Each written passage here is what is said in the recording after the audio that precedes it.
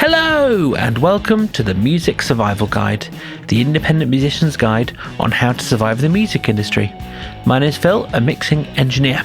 Hope you're doing wonderfully well out there. The end of March is a funny time because it's kind of getting towards the middle portion of the year even. And I hope it's been a good kind of first third of the year for you. Hope it's gone well. Hope it's been productive and amazing for you. So I'm not going to beat you around the bush any longer. Let's talk about AI. As you go through your musician's journey, you are going to increasingly come across AI and AI music, if you haven't already. Let's talk about Suno specifically. Suno is one of these relatively new services where you can put in some prompts, you can put in some lyrics if you like, and it will generate a song for you in any genre that you like. You can write down the genre and it will do it. It's being very aggressively marketed at the moment. I'm seeing it all over my social media. And in fact, there's a great documentary that I watched very recently by Adam Neely on YouTube called Suno, AI Music and the Bad Future. There's a link in the description below. It's about an hour and a half, but it's really, really, really worth watching and paying attention to because there's a lot of facets to it. This documentary really opened my eyes to where AI music is right now. And if you're not thinking about it too much, you kind of just come across it, you realize it's maybe quite scary because, if people are able to generate their own music, what does that mean for you? What does that mean for you as a musician? How are you going to move forward? How are you going to potentially make a career out of this if that's what you're aiming for? How is this going to work and what is it going to do to you? Because, it's a bit scary because people genuinely are starting to listen to only AI generated music and only music they've generated themselves. So what is the space in this world for real musicians? I mean, the thing to know is it's very, very, very derivative. AI music, as it stands, is not able to generate something new for you. It takes what's already been made and mixes it up into something that you will recognize.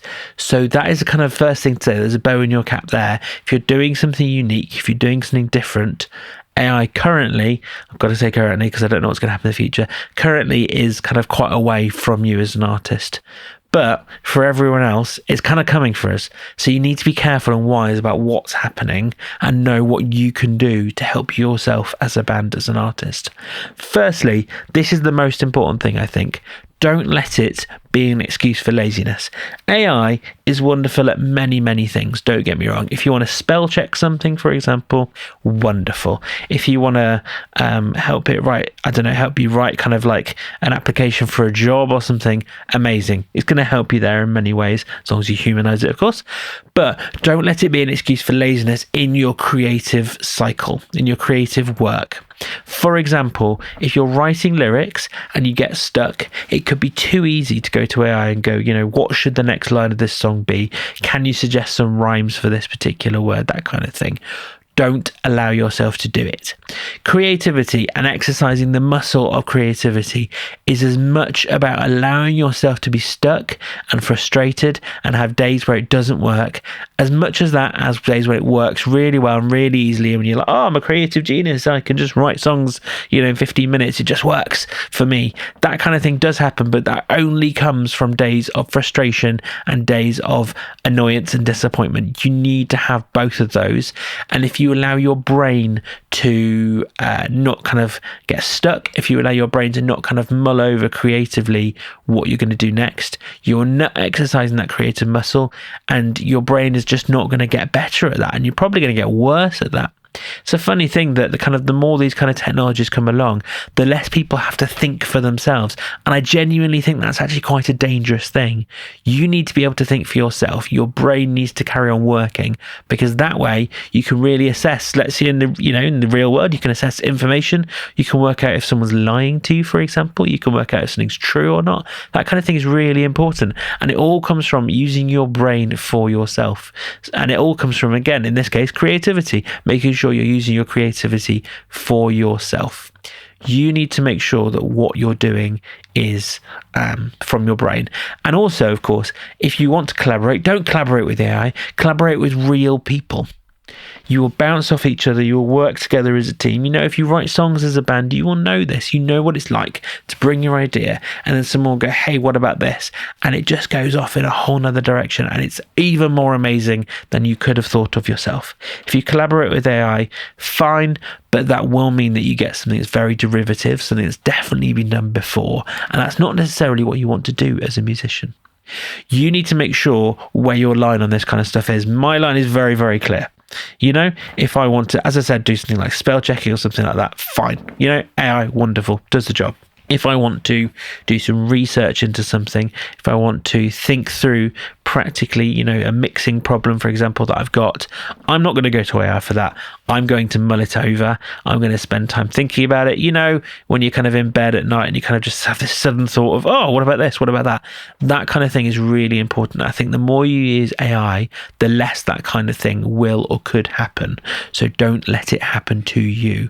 Make sure you are exercising your creative muscle. I think that is actually the most important thing I want to say to you.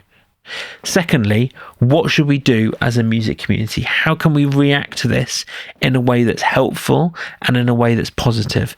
Firstly, I think there is a market, certainly at the moment, for being clear that your music is not kind of helped with AI in any way. There's a funny kind of thing that in the 70s and 80s, so many bands would say there were no synths used on this record. It's all guitars, it's all quote unquote real instruments and stuff like that. And I don't think people care about that anymore particularly. But in a similar way, you could market yourself as a band that is real, as a band where you played everything, where you wrote it all yourselves, or people wrote it wasn't AI, where no computers in that regard were involved. Obviously you recorded it on a computer, most people do that nowadays, and it was probably mixed on a computer, but there were people making real decisions to make that music happen. I think that's really important because that could be a very positive and helpful marketing ploy, because there are people out there who do care about this, who care about the music being written by people, who want to connect with songs emotionally and connect with the person who's written it emotionally, because that's real. It's not fake. It's not made up by a computer. It is there. It is tangible. Secondly, as I said, don't cut corners with your creativity using AI. Make sure you go, not the long way, but, make sure you go the way that's going to help you in the future. It's going to help your brain. It's going to help your creativity. That is really, really important. Thirdly, I think this is also important. Live music is more important than ever before. More important than ever before. Why? Because obviously, as it stands, AI can't really do that. I mean, you can take an AI song and play it through some speakers. It's not exciting, is it? It's not as exciting as seeing a live band. You know it. You listen to, say, some really nice record that you enjoy, and you enjoy it on one level, and then you go see that band live, and it's just on a different level. You're watching them perform, you're watching them interact. There's a certain energy that live music has that recorded music still doesn't quite always capture, and that is something that AI cannot do. So the more you want to focus on something that only people can do, only bands can do, make sure you are thinking about your live music output. Can you make your show more exciting? Can you make it more engaging? Can you make it something that people kind of don't want to miss? That way, you have something that AI just can't take off you. I honestly think, this is something the documentary pointed out, but I honestly think that with musicians, the more AI comes in and the more AI gets involved, if I'm going to put it that way, in recording music, the more live music will be important. In the documentary, he kind of likened it to like film and theatre. If you think about theatre, it's very similar to cinema. It's people acting, there's scenes, there's costumes, there's characters, etc., but it's different, and it's often categorized differently.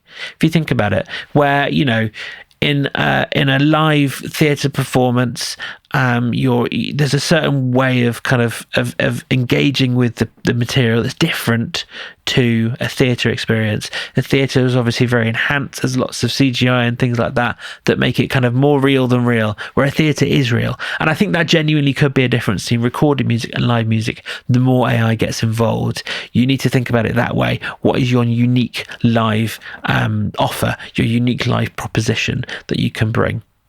Finally, I think maybe we need to change the way we think about music and recorded music.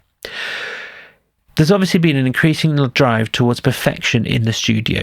We've got tuning, we've got timing kind of correction, we've got things like that. And there's increasingly, especially with home studios and things like that, people want to perform one band member, for example, at a time, and you piece it together, you focus on each person's performance, etc., etc. Maybe that needs to change. Maybe with AI coming and literally always doing kind of perfect music for obvious reasons, it's always on the grid, it's always to time unless you tell it it's not. We need to think about changing the way that we do recorded music. Maybe we need to move to live performances in the studio, which is more the way it was done from the 50s to the 70s for sure. Live in the studio, the band kind of all get together and play the song. That way you're going to capture something of a feel that you get live that's hard to capture if you're doing it one band member at a time. You're obviously going to capture some mistakes. You're going to capture human interaction. You're going to capture something, again, I keep saying it, you're going to capture something real. Maybe that's important. Maybe what we need to do is to genuinely turn back to studios and book time to record your music. That may not be a popular opinion, but I think that could be something unique. Maybe there is a space for a band nowadays who does everything live in the studio and records it all together and sees what happens. To be honest with you, a lot of kind of more classic rock bands would do that kind of thing anyway. That would be kind of the natural inclination. And metal bands shy away from that. Obviously, there's a lot of complicated stuff in modern metal and stuff like that. I would love to see a band like that do a completely live performance and see what comes out. I would genuinely love to see that. In fact, if you are a modern metal band and you're thinking about doing something like that, drop me a message. I would genuinely love to work with you and see what we can produce together. I have worked with bands live in the studio when they've all performed together, and there is a certain energy, a certain je ne sais quoi that is hard to capture any other way, and it's really, really fun. The bands I've worked with who've done that have come away going, that was great fun. I really enjoyed working that way, where instead of kind of adding a little bit at a time, everything is put down at basically the same time. You might overdub vocals depending on how it's going, but basically everything's going down at the same time. That's a really fun way of working, and I think it's something, again, that AI will struggle to recreate. So I would strongly advise you at least think about it. There's a lot more I could say. There's loads more in kind of swirling in my mind about this topic recently, but that's all I'm going to say for now. There's a lot of food for thought there. There's a lot of conversations we can start. Drop me a message, drop me a DM on social media. I would genuinely love to talk about this and what your opinions about AI music is. I've talked to a few bands already about what they think, and I really want to hear where people think that's going to go, where it's dangerous, where it's maybe helpful, where we can combat it and make something real and tangible for people, I guess. So thank you for listening to this episode of the Music Survival Guide. If you thought it was helpful, please do share with any friends and bandmates. Start a discussion about the AI revolution, as it were. If you have a chance, please do write a review wherever you listen to podcasts. It helps others to discover the podcast through the almighty algorithm. Finally, if you're thinking of recording or mixing, please do drop me a message in the links in the podcast description below, and we can have a chat about it. And I will see you next time.